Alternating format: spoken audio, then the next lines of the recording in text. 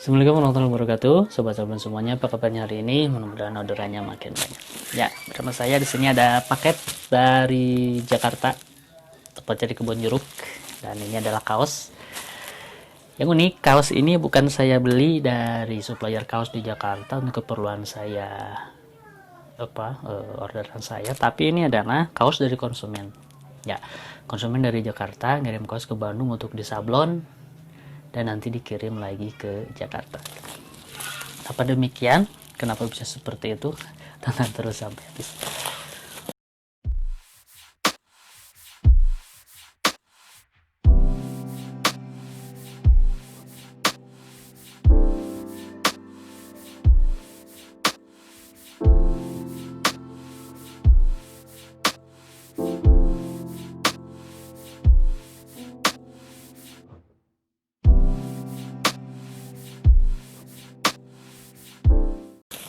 Ya, kadang buat teman-teman selaku apa ya boleh dikatakan pihak ketiga lah ya. Saya nyebutnya perantara atau broker atau kasarnya calo lah. Kalau saya lebih menyebutnya partner sih ya, karena dia juga penghubung dengan konsumen gitu. Jadi kadang ketika kita order ataupun teman-teman sebagai misalkan pihak yang punya brand gitu, punya brand dan menjual ke end user gitu kan ya, gitu.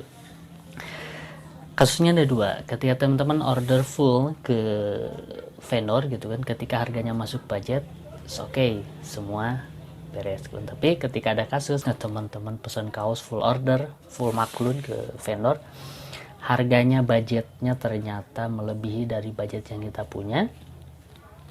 Setelah nego-nego ternyata budgetnya mentok, daripada tidak jadi order, teman-teman bisa lakukan hal berikut ini, yaitu adalah seperti yang teman kita lakukan di Jakarta ini.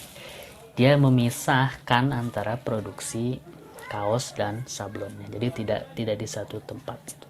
Jadi contohnya seperti ini.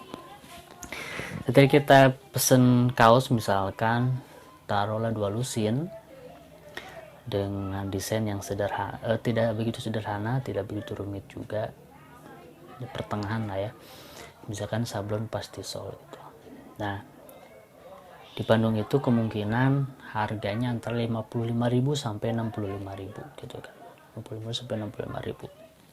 Oke, ketika harga segitu ternyata teman-teman tidak punya sedikit keuntungan atau keuntungannya terlalu sedikit. Misal dengan harga segitu teman-teman sebagai broker atau sebagai perantara akan menjual lagi ke end user, itu adalah 75.000.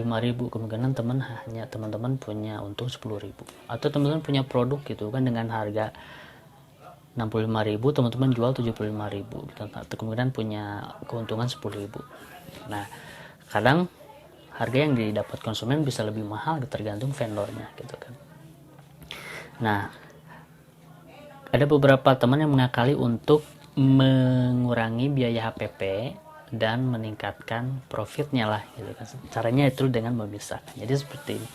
Tadi 55.000 ketika full order ke vendor gitu kan, full maklun gitu kan.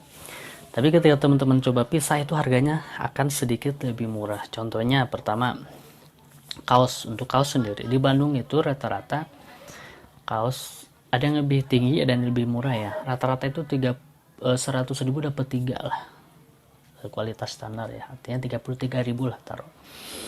Nah, untuk sablonnya itu antara 10.000 minimal sampai 20.000 tergantung kerumitan. Jadi kalau sederhana kita ambil tengah-tengahnya 15.000, 33.000 tambah 15.000 berarti ada 48.000. Ya, ternyata cukup lumayan juga ketika kita pisah gitu kan.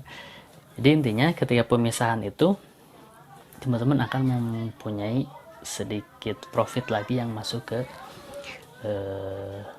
kantong teman-teman semuanya. Jadi seperti yang dilakukan oleh teman kita dari Jakarta ini, dia melakukan seperti itu. Pertama pasti dia hitung-hitung dulu gitu kan. Jadi pertama nego dulu dengan vendornya, ternyata mentok harga segitu. Nah, coba teman-teman bisa beli kaos berapa, terus tanya kalau sablonnya aja berapa.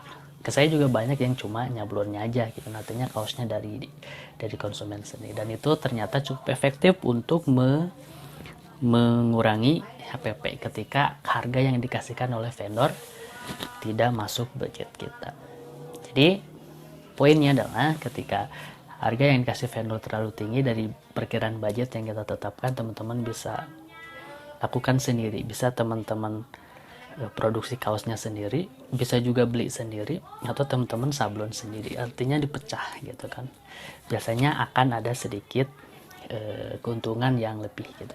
Tapi kalau harga yang dikasih vendor ternyata sudah masuk budget, saran saya sudah order ke vendor saja full, karena tadi dengan dipisah juga tidak luput dari risiko itu, misalkan reject atau kaosnya, mungkin kalau beli kaos polos yang ready stock kemungkinan lotnya tidak sama sehingga jadi belang gitu. Jadi ada resikonya juga, tapi ada juga keuntungannya, teman-teman bisa pertimbangkan gitu.